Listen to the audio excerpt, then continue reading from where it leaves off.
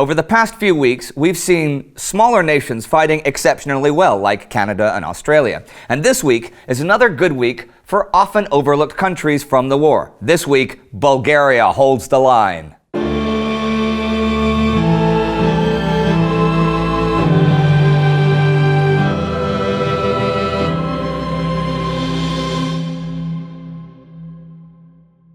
I'm Indy Nidell. Welcome to the Great War.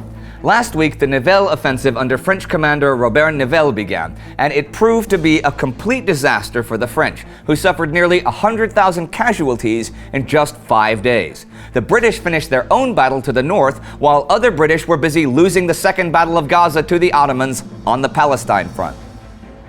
One front we haven't heard much from so far this year is the Macedonian front, but it flared to life this week.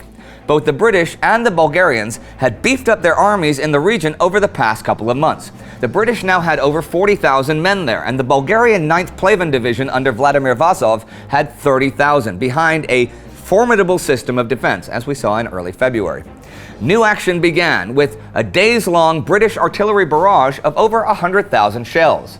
The Bulgarian artillery responded with a fierce, hour-long counter-barrage of over 10,000 shells. The British infantry then assaulted the Bulgarian positions. The plan was to drive the Bulgarians out of their first trench lines, bring up the artillery, and force them back to the second.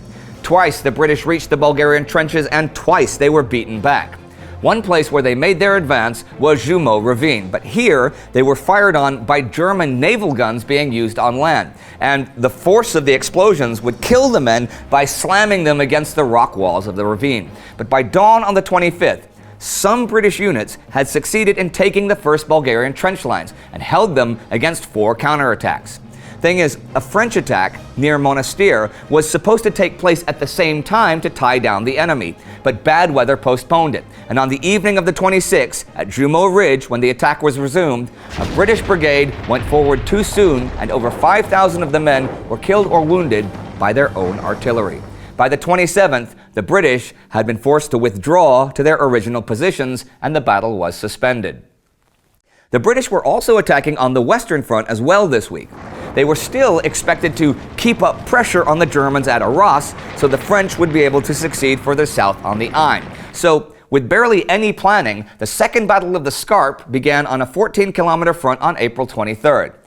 Compared to the events of the 9th, it was way under-resourced, but it also faced a new hurdle. The Germans had learned some lessons, like if they were only playing defense, they could place their artillery far to the rear. That way it could still fire on no man's land, but would be out of range of the British artillery. The Germans had also brought up fresh divisions. The fighting was bitter, and the British made a very painful sacrifice, diverting German troops from their allies. The fighting most often degenerated into small engagements, actually, even at platoon and company levels. And though the British made some progress, it was slow, and it came at great cost. But British Commander-in-Chief Sir Douglas Haig believed that the Germans were weakening and that constant pressure would break them. Haig most often believed this, as we saw at the Somme last year. The German defenses were no longer the classic thick front line and open rear style, but were flexible and deep, and penetration simply meant being surrounded. As the British advanced into well-fortified villages or bunkers far behind the original lines, German resistance actually increased, just as British supply problems grew. So by the end of this week, the optimistic first day of the Battle of Arras, a mere 2 weeks ago, was largely forgotten, for British casualties were over 100,000 since then, and there was no sign of a breakthrough. The generals began preparing for another offensive to take place on May 3rd. And what of the French offensive? Well, it had been halted for the time being on the 20th, but the French command had fresh worries. On the 21st, African troops of the elite units that often led General Charles Mangin's armies began shouting, "Peace! Down with war! Death to those responsible!" Other French units were getting drunk by the thousands and refusing to go to the front. On the 25th, French President Raymond Poincaré ordered Nivelle to officially end the attack. Nivelle then blamed Mangin for the failures and dismissed him from command of the 6th Army. He tried to blame General Joseph Michelet as well. Michelet had opposed the offensive from the very start, to the point of insubordination, writing Nivelle letters saying it's a bad idea, and even going so far as telling the French president and the prime minister his fears of disaster. It was Michelet who commanded the reserves who were to be ready to exploit a breakthrough, and he who now responded to Nivelle with contempt. What? You try to make me responsible for the mistake when I never cease to warn you. Do you know what such an action is called? It is called cowardice. The battle wasn't actually entirely over, as we'll see in fits and starts over the next month. But by the end, France would take between 180 and 270,000 casualties, depending on which source you believe. German casualties are estimated at 163,000. Neither side could afford this kind of loss at this point. Nivelle was destroyed, not really so much by failure, but because he had promised so much, and the week ends with his career in jeopardy. And as a side note here, in the middle of this disaster were actually Russian soldiers from the Russian Expeditionary Force. They reflected an accurate, or possibly exaggerated, version of their army back home, electing soldiers' councils, which the officers were unable to prevent. This revolutionary atmosphere could not help but affect the French troops that fought beside them. It was actually worse back home in Russia. British military attaché Colonel Knox was told by Russian Assistant Minister of War Colonel Yakubovich that of 1,000 men-strong drafts, only a couple of hundred men would reach the front. Technicians were being expelled from munitions factories. On the 23rd, the Bolshevik Party's newspaper Pravda asked the Russian soldiers, "Are you willing to fight for this, that the English capitalists should rob Mesopotamia and Palestine?" To compound worries for the future, Vladimir Lenin had arrived in Russia last week to a chaotic post-February Revolution society.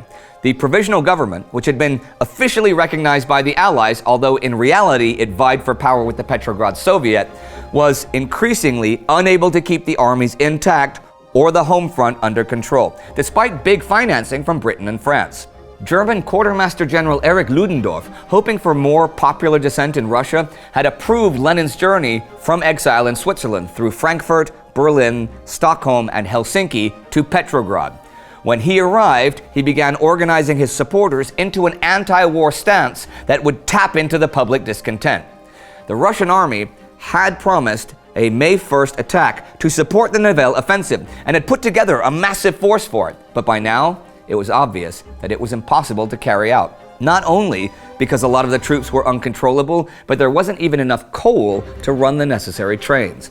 And as if there weren't already headaches enough for the provisional government, on the 24th, Ukraine demanded autonomy. And at the end of the week, Lenin took the chair at the Petrograd Bolshevik Conference. But far to the south, other attacks were taking place that were putting the Allies in a better position.